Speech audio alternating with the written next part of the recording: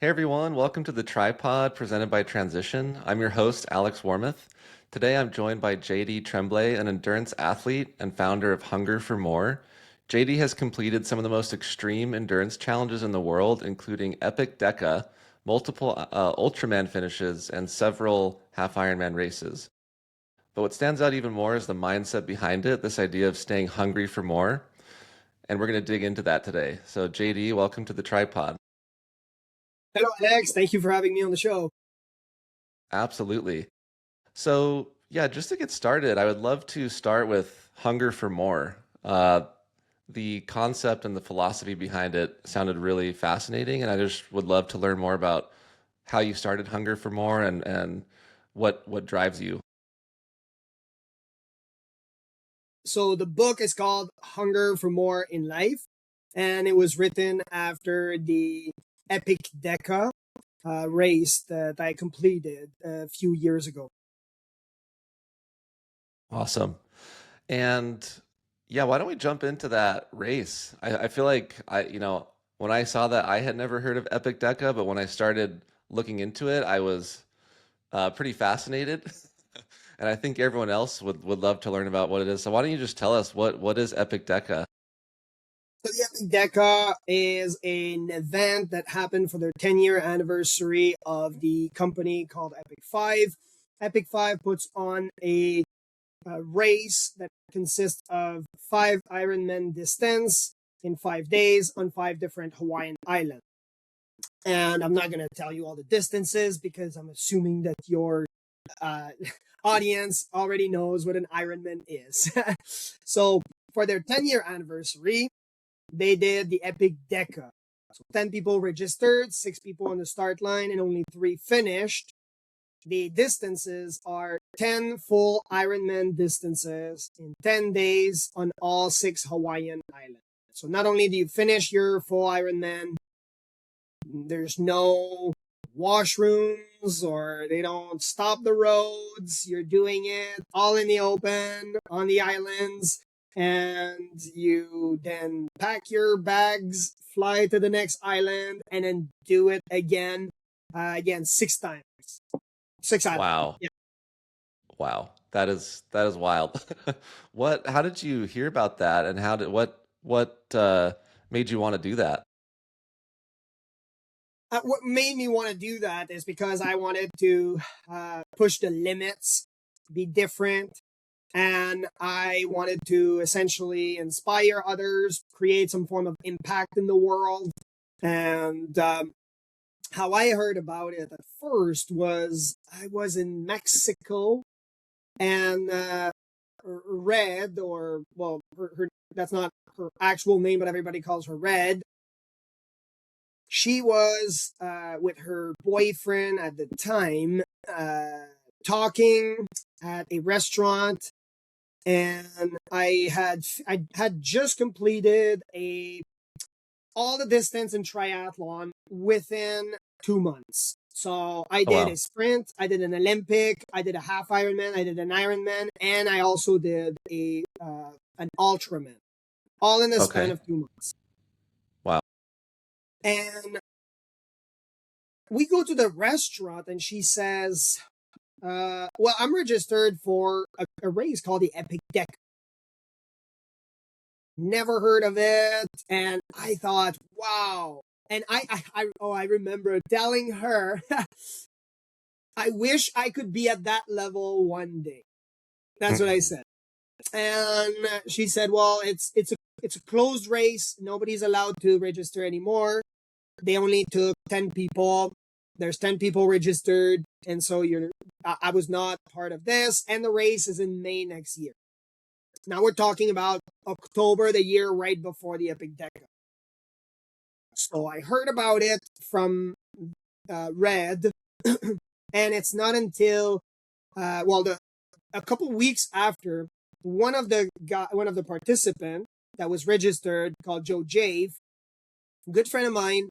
I was following him on social media, and he got hit by a car in a race, cycling race in Florida. So unfortunate. In end of January, he posted on Facebook saying, I won't be able to do the race. And then there's a voice inside of me that said, how about you ask him if you can buy it from him? And I'm sure that everybody in your audience knows exactly that voice. You know, the voice that says, I'm never doing a triathlon ever again. And then that's the day of the race. And then the registration comes in the next day, and then you're already scrolling to find another race somewhere Right. 2 days Right. after. Your wife told your wife, this is going to be the last race. I'm telling you, this is going to be the last race. And then 2 weeks after, you're like, okay, that one's going to be the last. So I contacted Joe. I said, can I buy it from you? He said, yeah, if you want, I'm not going to use it. So you can buy it from me, because I was not allowed to register. They were only taking 10 people. Registrations are closed, and I mean, let's face it, the race is in May, and we're in February or end of January, so there's not a chance that anyone is going to just say randomly, "Hey, Joe, or anybody else, can I buy it from you? Can I register?" Mm-hmm. And I'm trained for it as well, because the training is over. There's no more. Everybody knows a triathlon. You're not just jumping into this race if you're not ready, or this would be close to a suicide. So that's in February. I reached out to him. He said, yes, you can buy it from him. And I think I'll say it right away. At the beginning of the podcast, we'll drop the bomb. I was $20,000 in debt. The registration cost for this particular event was $10,000 US. So in my Canadian dollar at the time is about, give or take, $15,000.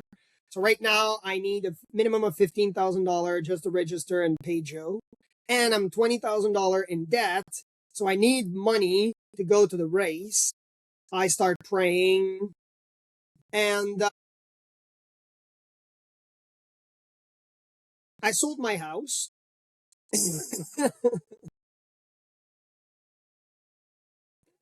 I sold my house, and I needed to fly 4 people. We're talking about hotels, food, everything.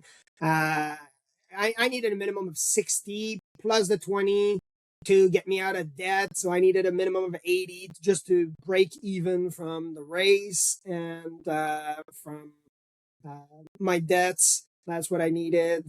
And so I sold my house. I went to do the race. There's no prize purse.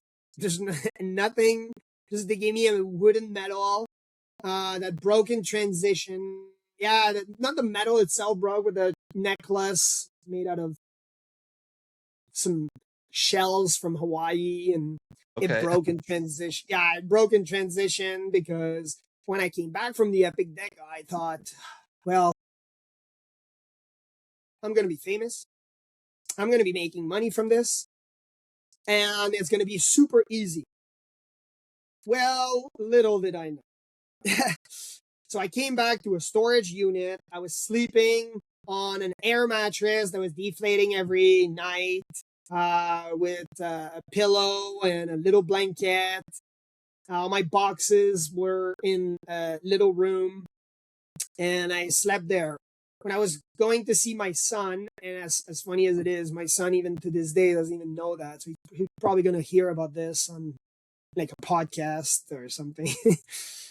But when I was going to see him, to visit him during the weekends, I would pick him up in the morning from my ex-wife, go play with him, have fun, and then at night I would drop him off at my ex's house, and then go in like a truck stop and sleep in my car. Mm. And if anybody knows anything from the Canadian winters, or it can get really, really cold.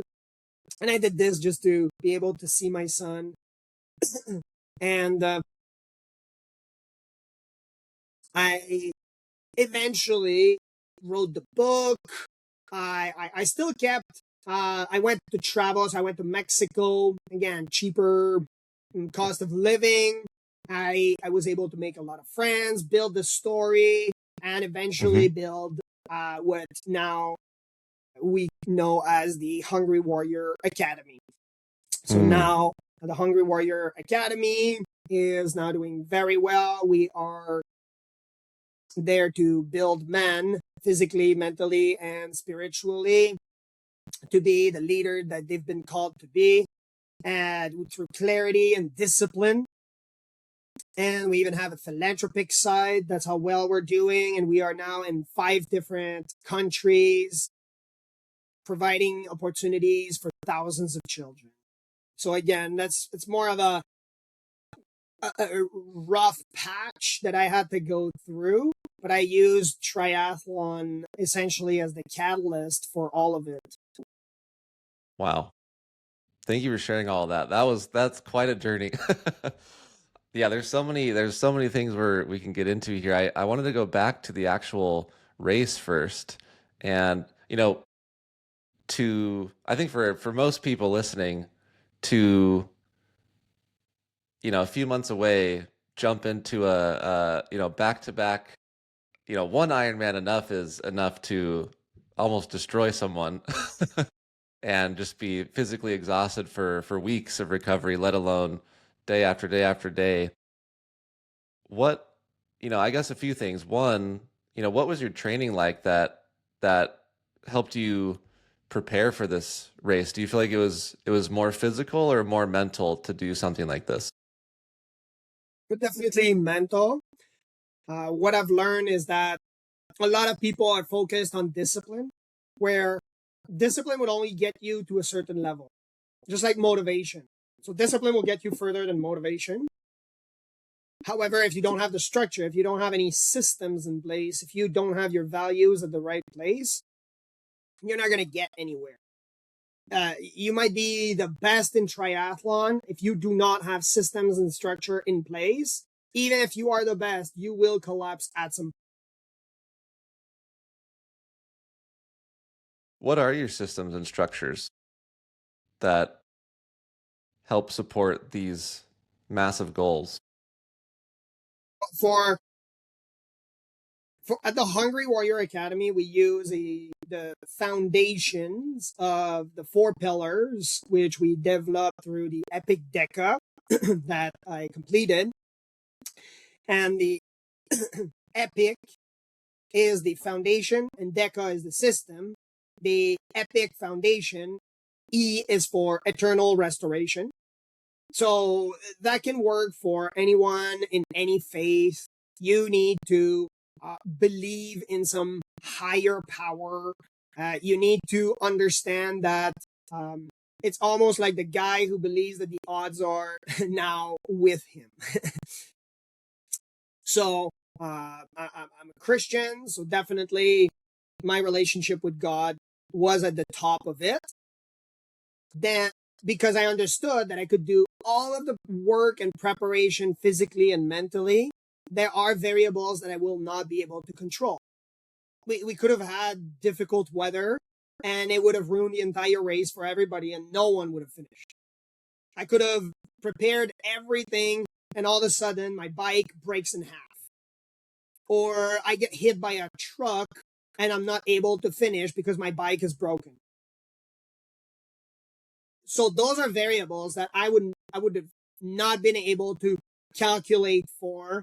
And in my equations, I had to take care of what I could. And then there are always variables in an equation that I will not be able to control. So I took them essentially out of the system and just said, those are God's variable. I'll leave them to him and I'll focus on the variables that I'm able to do. The one that we continue down the acronym is P, which is the physical temple. So as a Christian, you're called to use your body as the temple of the Holy Spirit. So mind and body is aligned. And so you are to do the work. So I did not just hop into an EPICDECA within 3 months because I did not even do any ultra distances before. I was trained.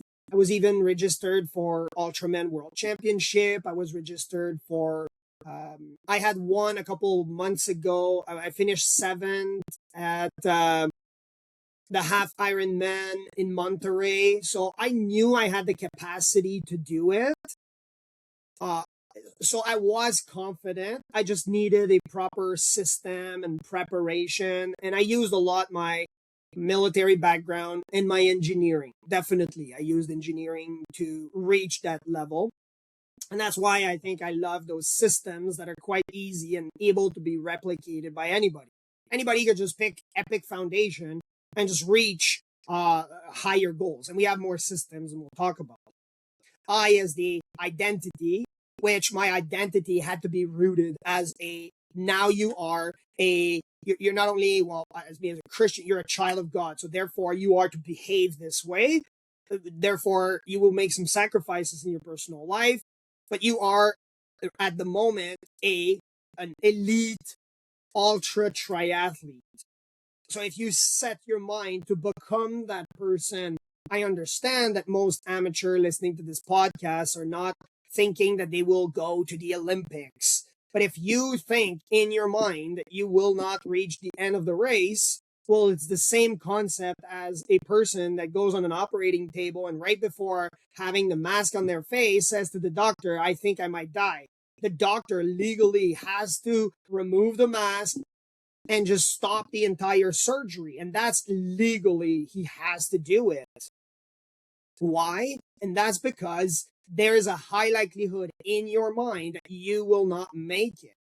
So your mind is a huge driving factor. If you tell your brain, I am that person, you ought to abide by this system. And that's what a lot of people are missing out on by not creating this form of identity. What they're doing is they're dabbling.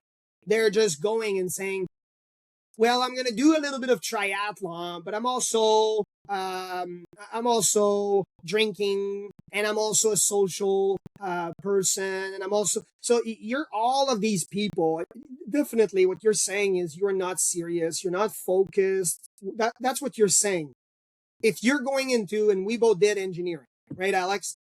So if you went into engineering and you said, well, I'm going to go and do an engineering degree, and I'm also a nurse, or I'm also there's no way you're going to finish engineering. Right? It was hard. That degree was difficult. However, I needed to be focused on engineering. I was also an ultra triathlete, but also an engineer. That's what I wanted to become. I wanted that certificate. I wanted that piece of paper, essentially, right? And then the final one to see is community. And very often, we've seen it with the men that we've been given therapy to, is they have the discipline. Sometimes they're just missing a certain type of structure to have the right community. So, for example, a lot of high executives are driven by money, but then all of a sudden they forget their family. So sometimes it's just a shift in perspective and values. So your question was about systems and was also about my training. For my training, well, I would wake up in the morning and I would pray and meditate. And so again, eternal restoration, physical temple. Well, all of the pool were closed at the time in my area, and I live very close to the mountain. Yeah.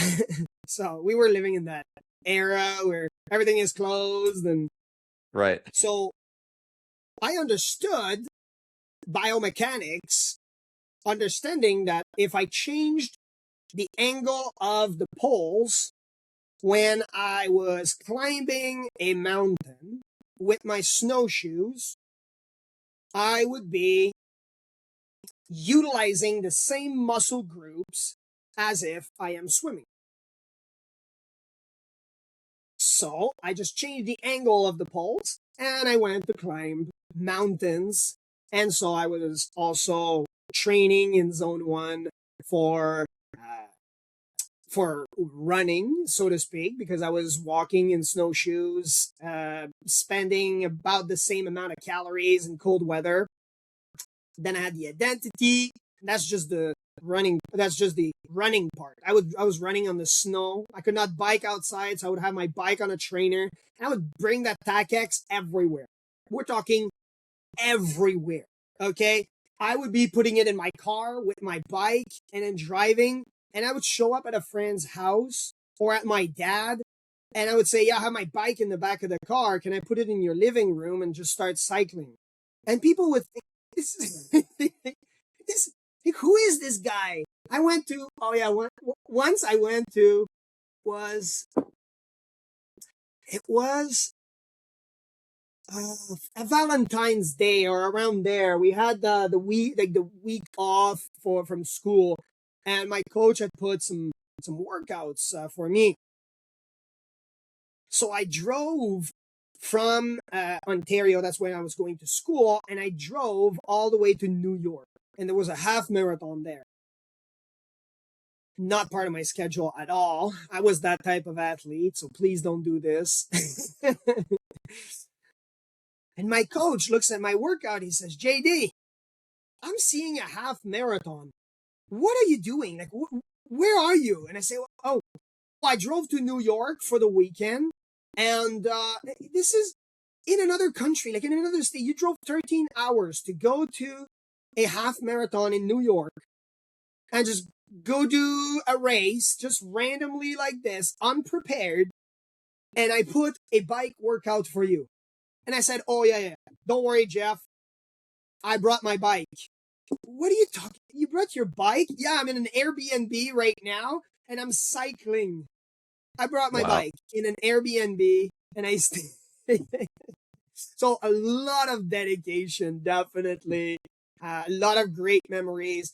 But at the same time, it created some sense of not just identity. Everybody knew JD at that moment is a triathlete. At that moment, Mhm. JD is that person, and that's it. You're not going to deter that person from achieving his goal of an Ironman. And that's what I see in a lot of people. They are saying they're going to do a triathlon. They're saying they're going to do an Ironman. It's not difficult at all. JD is not I understand that I hold the title of the alien, where the guy was telling me you're an alien, but I've disproved it. It's not true. I'm not on another planet. And even if I was on another planet where I'm just thinking differently, I want people to come to my planet where I'm not different. I have the same systems as people. I just utilize them differently in in a practical way, and I have a different Mhm. mindset, but I still bleed red. And there's nothing different from me. I grew up in a poor household in the northern part of Quebec, not a lot of opportunities. My parents are not able financially to help me. I don't come from a fitness background, but yet I am fit. So I'm choosing, not just reacting to the world.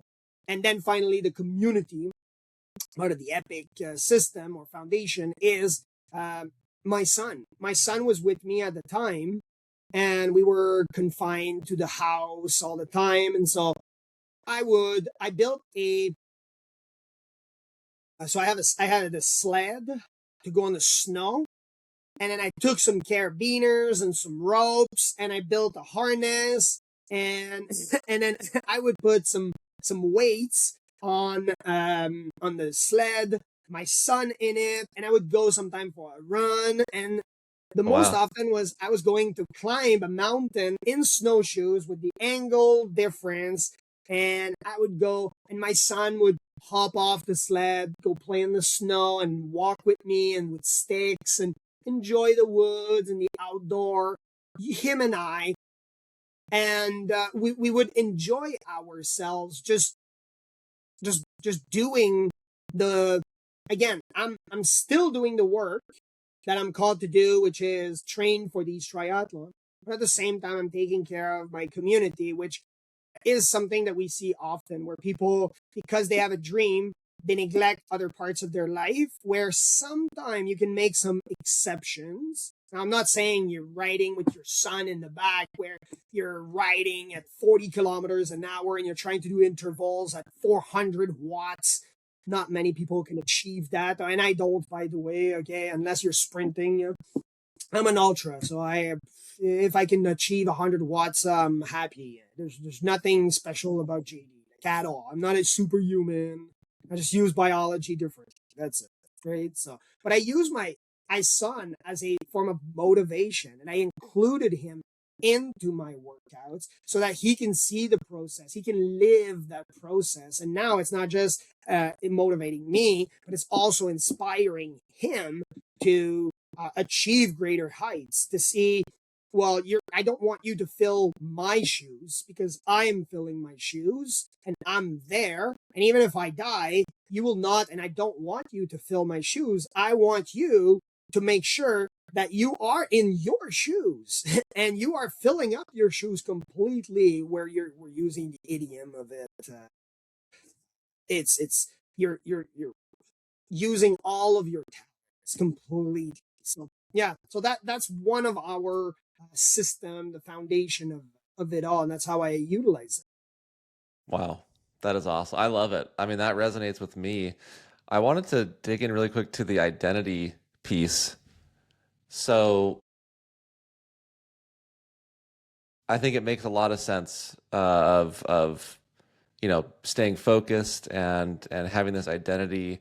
I think a lot of people struggle with, they're saying that, but then there's actually doing that and actually like believing it to your core of like, I am an ultra triathlete. I've done an Ironman, I've done some half Ironmans, and at times I've thought, ooh, well, what if I tried to do this more professionally or this and that? But there's that thought, but then there's like that next level of actually believing it. And so my question is, how do you get to that point where you have that confidence to actually believe that, or is it not so much about confidence and more about faith or something else? Faith has a lot to do with it. I'm not talking about religion, but I'm talking about faith. Okay, just having the knowledge that you can achieve something that you haven't achieved, that form of invisible belief. That's living in faith, not in fear, definitely. The system that we use is based on DECA. DECA, which is the system that we created based on the EPICDECA. D is for discipline. You must have the discipline for it. So for me, I know that and I've tried it, I know that I am not built from the 8 to 4. I just know. Like, I will never work 8 to 4. And if I did, I would go so fast up the chain that I would just be a manager and not be in the 8 to 4 anymore. I would make my own schedule. I am built this way. I think a lot of people are built for the 8 to 4 and should work the 8 to 4 or 9 to 5 or whatever you want to use as a range of hours. But I think a lot of people need that structure, need that safety. We need much less people in entrepreneurship, a lot less in entrepreneurship. It is not true that you make $2 million and only work 2 hours and I'm sitting on a beach with a laptop. And if you're doing this, there's a huge scam going on. Okay. There's a pyramid somewhere and he's at the top and he's collecting money and there's something going on that you just don't know.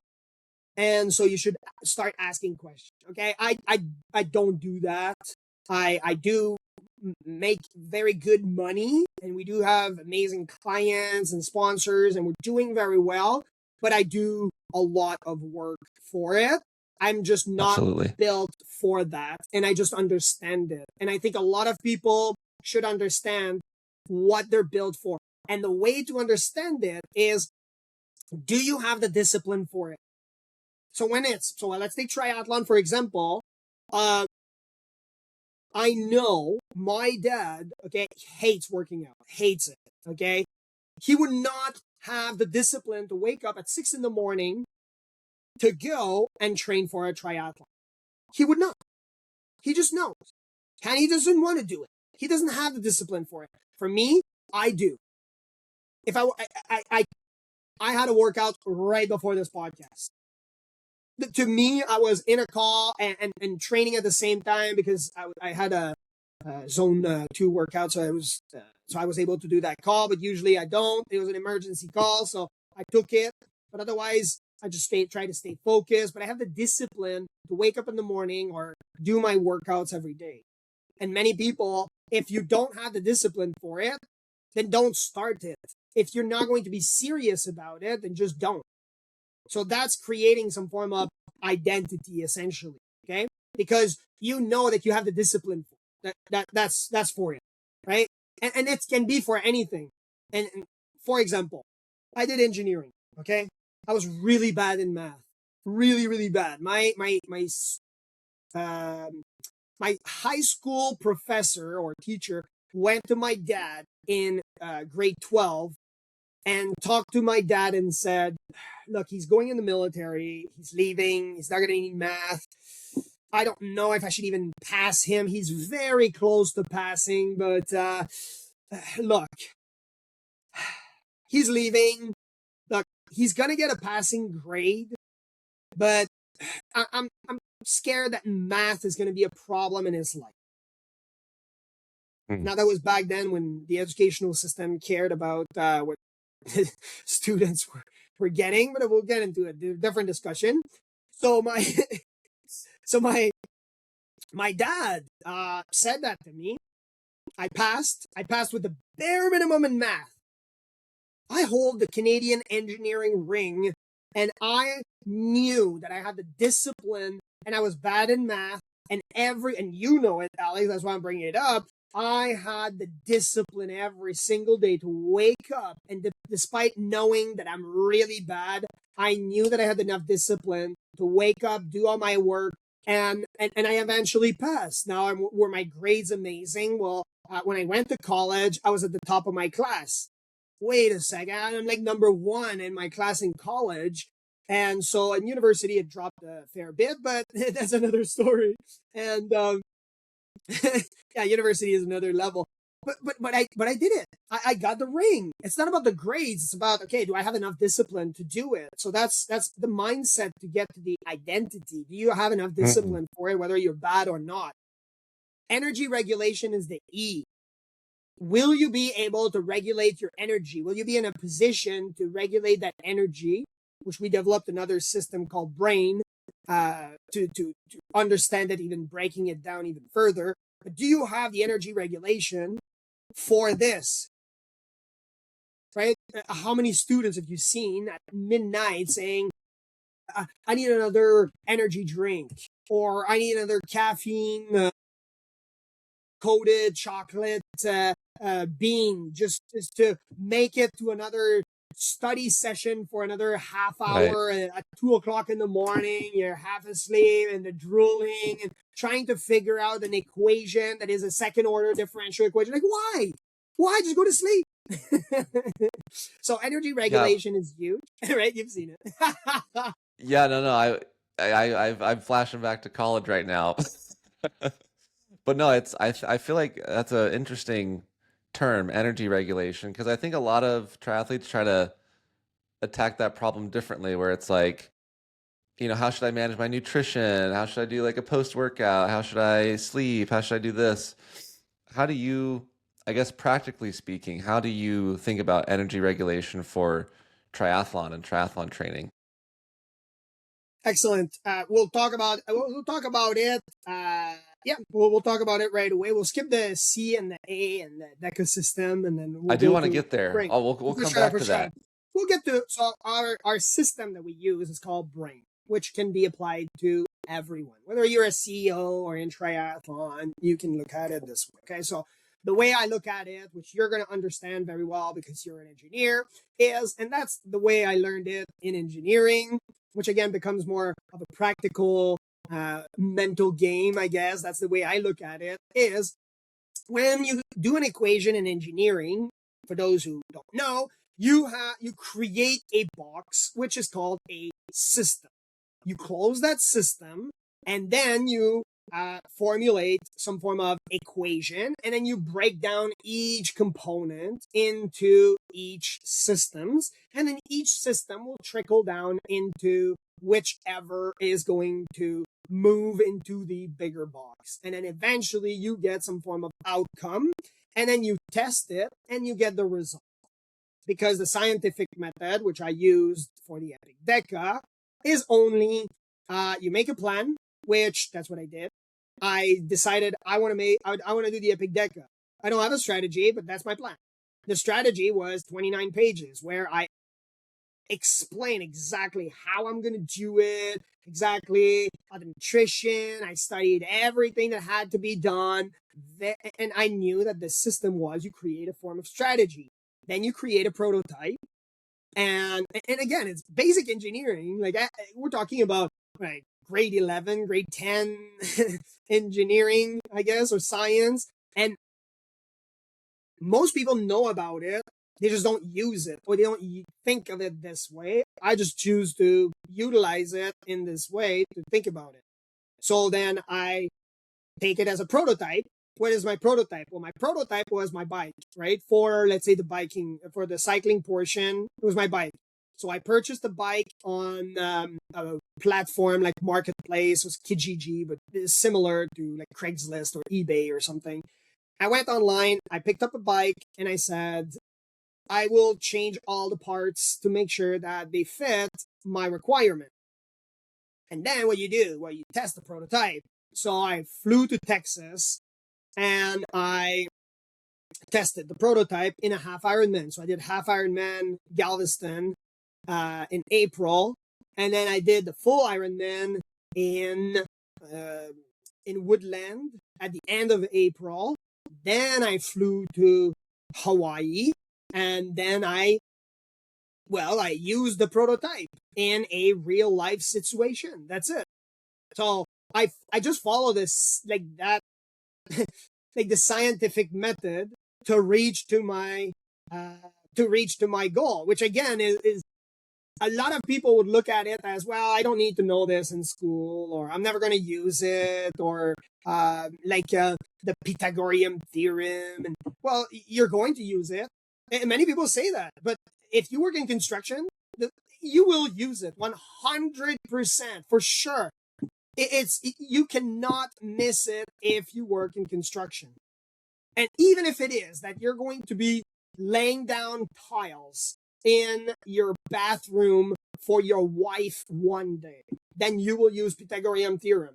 But many people think that those concepts in school are useless or will not be used. And if I told you, Alex, get on a podcast with me, you're not going to learn anything. What I'm about to say is complete garbage. You're never going to use it. How well would you be receptive to it? Right.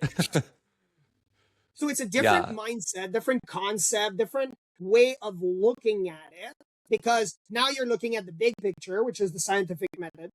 And then you can break it down into smaller components. For me, I broke it down with, my bike. I broke it down with the swim. Well, the swim, what did I need? I created prototype. I created, what is the basic prototype? Well, I just changed the angle of my poles. I understood that I needed the training. So I went. So again, it's just understanding how to utilize it, and not just, because see, we can get into, and that's the problem with a lot of people. They try to overcomplicate everything. What is my testosterone level? Why? You're a beginning amateur. Why do you need to know your testosterone level? Well, to know if I can push harder. No. Sleep well, eat well. There you go. What is sleeping well? What is eating well? If you have the sleep schedule on target, okay? If you have, and we break it down into systems, brain, I'll talk about it. Blood chemistry and recovery are at the top. Definitely. If you do not have your blood chemistry aligned with your schedule of workouts, you will not perform well. If you don't have the proper recovery periods, you will not perform well. I don't care if you are Blumenfeld or any of these professional triathletes. If you do not have both, you will not succeed. Then trickles down to other system, which is A for attention, I for inflammation, and N for nervous system. And we can break them down into even further explanation. But if you understand this, then you're able to make conscious decisions on your workout, whatever it may be. And you have to understand that a sprint triathlon does not fuel the same as an ultra triathlon. And they're in complete different category, completely different category. And that comes from a guy who raced all the, in 2 months, within 2 months, I did all the distances from sprint all the way. I did not do a try, but I'm pretty sure that people are not really caring at that point. But I did all from sprint to Ultraman. I did everything in 2 months. And I can tell you all the way to EPICDECA in February after that, or May after that. And I can tell you they're all different. They require a different mindset. They require a different fueling strategy, different recovery periods, different attention, different types of inflammation is involved, different types of nervous system regulation. It's all different. So train for what you need. I guess for, you know, someone training for a half Ironman or something in that range, how can they think about this brain system practically? Like you mentioned, I've heard of lactate and lactate threshold, and it's interesting you mentioned blood chemistry. I'm curious, could you dig more a little bit into that, like in the context of someone training for like a half Ironman or an Ironman? All right. Blood chemistry. You have glucose swings, hydration, electrolytes, inflammation. That's what you have. You understand that you need some form of glucose to get you to your goal of having quick energy. And then you look at someone who is watching social media and sees this triathlete who wakes up in the morning, drinks his nice blueberries and strawberries and mango shake, and he wants to be somewhat vegan or really healthy in some ways. Not that veganism is any healthier, but he puts some coconut milk into it or almond milk and makes a nice shake. And then he just goes to work. And then he says, well, during the day at lunch, I will do my workout.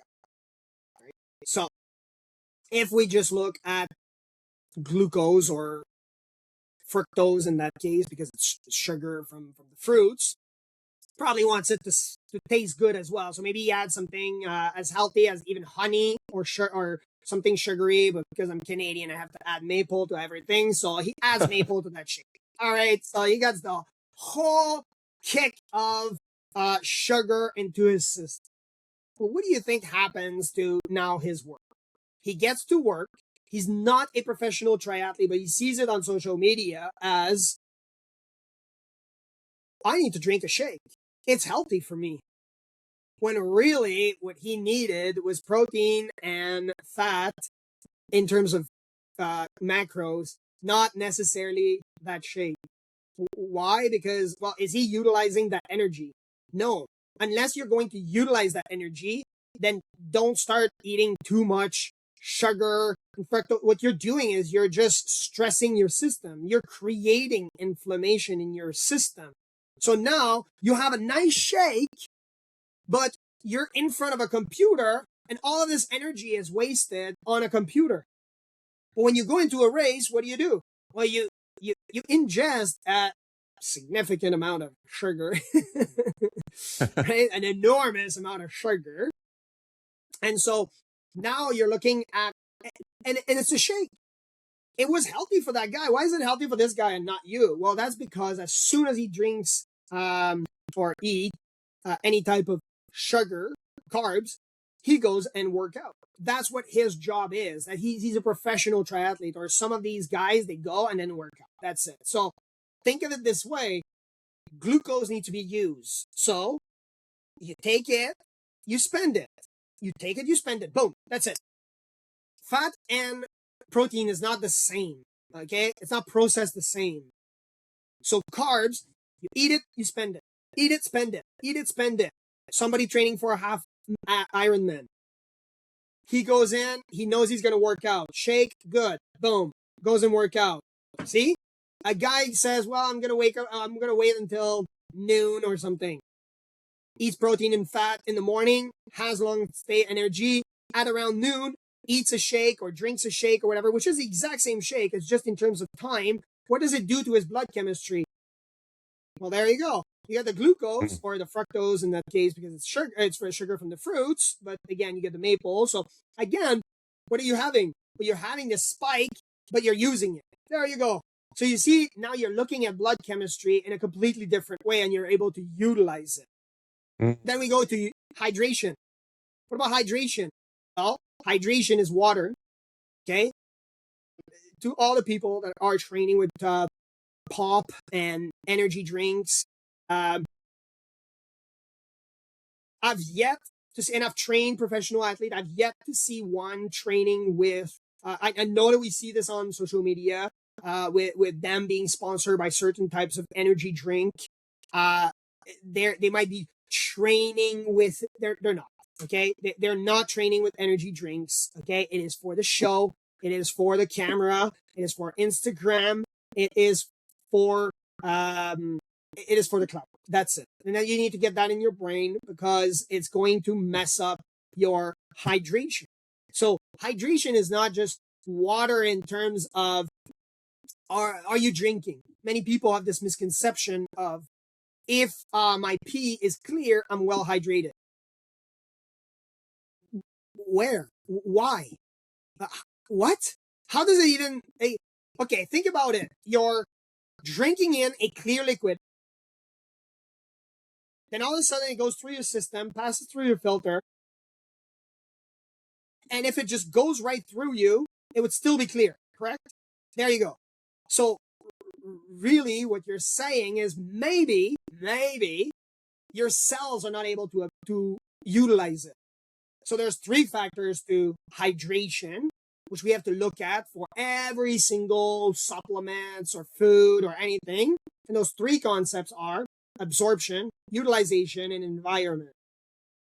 Absorption is based in the blood, not in just ingesting. So if I take a pill, I put it in my body, it's ingesting, but it's gonna get broken down and then get to your small intestine, and it gets into your bloodstream. Once it gets into your bloodstream, that's called absorption. Well, not 100% gets into your bloodstream unless you're going into IV.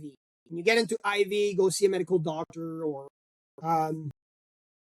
so that's absorption. Then after it gets in the blood, are you utilizing it? So it's not just drinking the water, it's making sure that you're able to utilize the water. Are your cells taking in that water, receiving it? And then finally, are you giving it this environment? If all of a sudden you have heavy metals that prevent your cells from utilizing that water, you're not well hydrated. All you're doing is just going from the top all the way to the bottom, and then it's clear. That's it. So you're just peeing water. You're just peeing water. That's all you're doing, which again puts strain on your system, and that system is the renal system or the kidneys. So if we look at this in the system, absorption, utilization, and an environment, so creating that proper environment for your cells to be able to absorb, and that's what you have to think. You have to think in a way where you're able to create that environment. Now, that environment comes in with the next point, which is electrolytes. Now, electrolytes, there are many, okay? And many people will say, don't eat a lot of sodium. Sodium is bad for you. Don't put too much salt. I know my grandma says that all the time. The doctor told me, so you must answer, you must listen to the doctor. Now, if you have a medical condition, I'm not speaking about your specific medical condition, seek medical advice if that is your case. But for the majority of people, okay, once they go see the doctor and they say, I sweat, what do I need? The majority of people is going to say, well, you need to intake sodium. Why? That's because one of the main electrolytes that you sweat out is sodium. So is sodium bad? Is sugar bad? It's the timing. It's math, essentially. That's what it is. It's math. How is your body able to absorb it? How is your body able to utilize it? And are you providing it the right environment? And this environment is based on the filtration system and to be able to process all of this. So if you do it properly for your specific case, then you don't generate that much inflammation in your blood. And so that is just blood chemistry, which a person can utilize for their half Ironman. Now, if we want to talk about nutrition directly about nutrition during a race, you're looking at, if that's what the question was about, I think it was about blood chemistry. But if you want to talk this was great. Okay. This was great. I think, you always see, myself included, when you're doing a race and then your tri-suit is just, covered in like dry, salt. So what should And happen? So what should well, happen based on what I just said about the blood chemistry? What should happen based on that? Well, yeah, I think that means I've sweated out sodium and I need to balance that out. Otherwise, my blood is very low on sodium, and that can lead to bad issues, especially in ultra endurance races. Exactly. Even for a half And then, Ironman, it is very dangerous. Getting a heat stroke, getting types of when you do not have enough sodium in your system, you can be medically removed from your half Ironman. And with all the training, all the money, the cost of everything, you do not want to fail because you forgot your blood chemistry. I understand you need to listen to your body, but there are signs. And that even in first aid, they say, what is the SAMPLE acronym? And the first one is S for sign and symptoms. And so what are your signs and symptoms? I understand listen to the body, but there's still an equation that you must be able to follow in terms of your blood chemistry. And if you do not, it could be devastating, because it's not just not finishing the race, it's understanding that you made the wrong decision in that moment, fully knowing that you had all the knowledge and did not perform the action. That's devastating for the mind. Devastating. yeah, and I think it gets back to your earlier point about, the scientific method and prototyping. I think there is a lot of that in endurance sports where, you might go into I remember the first half Ironman I did, I was like pushing, I was going, and at the end I just felt pretty horrible. Like I was like really nauseous, and some of that's normal, but I feel like I had not fueled correctly, and it was trial and error. Like, how do I next time get the right sodium, but then also not upset my stomach on the run? So it's this constant. I think approaching it from that scientific method is actually valuable for, even if you race multiple times, you can always learn something from each race and do it better the next time. So yeah, no, I If love that. people want to know more about hydration, okay, now I am an ambassador of Precision Fuel and Hydration. I gotta put this out there. It's a disclaimer for sure. Awesome. I am an ambassador. Okay, I got to tell you that before being an ambassador for Precision Fuel and Hydration, I was taking in a lot of other, and I tried a lot, but I went back to this company. And even if I was not with this company, I would still take that. Okay. And that's because it makes the math extremely easy. And So I'm not going to sell the product, but I'm going to tell you there is a free online assessment, and you can get on a 20-minute call, and you can go, and it's free. You don't even have to buy anything from them.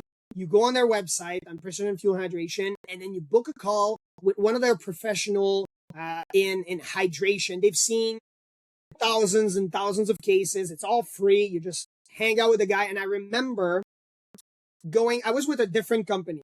Okay. I'm not going to say it because I'm not with them anymore. Right. But I, not that I was with them, I was just utilizing their product. Okay. So I did not know the owner or anything. I just, was utilizing their product. And I went to them for a free advice. That's all I did.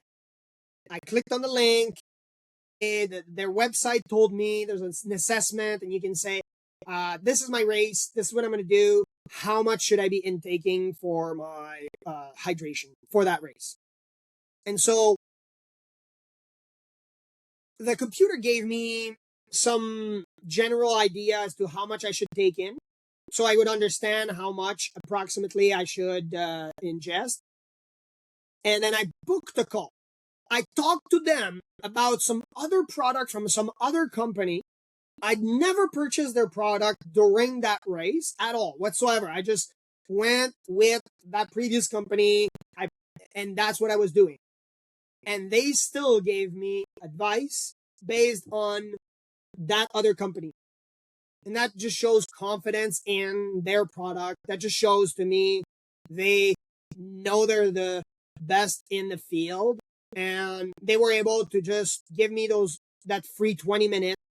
They gave me a lot of advice based on my race. And so that's what I would recommend people. Get a free advice. You don't have to purchase anything from Precision Fuel and Hydration. You just have to go there, talk to one of their specialists. And to me, that's what they did. For Ultraman Canada, that's what it was. I reached out to them, was utilizing different products, and they gave me the advice anyway, despite not even using their product. Eventually, I tried their product because the math are so easy, and they break down carbs and electrolyte. So if you take in, right, which is the difference with them, is that if you ingest carbs, so a gel is 30, and then you need about 60 at best for an amateur. You might be one of those top tier where you can go to 90 an hour, but it's very difficult on the stomach, and you need to train for 90 grams of sugar per hour. And then you have the electrolytes, which are completely separate. So if I take in that sugar, I'm not taking in electrolytes. So I know all the symptoms that I have. If I know that I'm crashing, I need energy, there's my sugar, and I'm just taking in sugar, not electrolyte. And if I have these symptoms of electrolyte, then I'm taking in those electrolytes, and they break it down. They have 500, 1,000, and 1,500 milligrams, okay. Which again, it's so easy for the math, where if you want to calculate your sodium intake, you're just taking in 2 capsules, it's 1,000 milligrams. There you go. You drink it, you know that you have 1,000 milligrams of sodium into your system. You have others like potassium, magnesium in it, but they're minimal in comparison to sodium because they know that you're going to be sweating. So those are the electrolytes. So again, not selling the product, obviously, but I'm saying to people it's a free online, and then I'm giving them some of the advice that I used into my racing, and they don't have to purchase anything. It's a free online assessment for their specific race, whether it's a half Ironman and they're professional. Like they're really good. They're really good. They'll be able to tell you right away, bam, yes, you need this, because that's what we recommend. Right? They're not going to prescribe anything. They're not doctors, but they will recommend something. Right? Because Yeah, people. that's it. I'm gonna go try that. And I'll find the link and share it, because yeah, no, it's definitely something I've struggled with. I think, you hear people say, practice your nutrition, this and that, but it's not just about just eating or fueling on an indoor bike. It's like, okay, let's go to the next level and figure out the math. And once you figure that out, it's probably not that complicated once you figure it out. But that can really make a difference in your race if you don't feel right. I've personally experienced that. Um, so I'll go check that out. Yeah, thanks for sharing that. Yeah, it makes the math Um, easy because it's like 1,000. And then it's not just like a weird number. Like you're using the imperial system or something like that. right, and it's easy Why? if you don't have that in the back of your head. It's easy to really go off track in a race where it's like, okay, I've gotten through one bottle, but then I grabbed another random Gatorade from the aid station, and I'll drink a little of that, and oh wait, I haven't had a gel in a while. Let me just pop a gel, and and so and then you just lose track, and then you get to the run, and then you're feeling all weird, and you're like, oh, I'm just gonna grab some chips, and I need all this stuff, and then it can really easily derail the race if so. Exactly. Yeah. Yeah. So oh, that's cool. Yeah, I did want to go back really quick to you mentioned DECA, and we didn't get to, you mentioned discipline, energy regulation, and then maybe we can wrap up with the C and the A, and then Sure. go through that. I love it. I love it. C is capacity. Are you even capable of doing it? So many people are putting themselves in positions that they do not belong. We're not just talking about wanting and having the discipline for it, but we're talking about putting themselves in a capacity of not. I am not a strongman competition. Eddie Hall is in his own category. I'm not going after any of Eddie Hall's. He's an amazing athlete. I think he is. He can make great videos and they're funny, and he can lift cars and punch people in the face and go in cages. And I think he's an amazing guy. But again, his capacity is much different than me.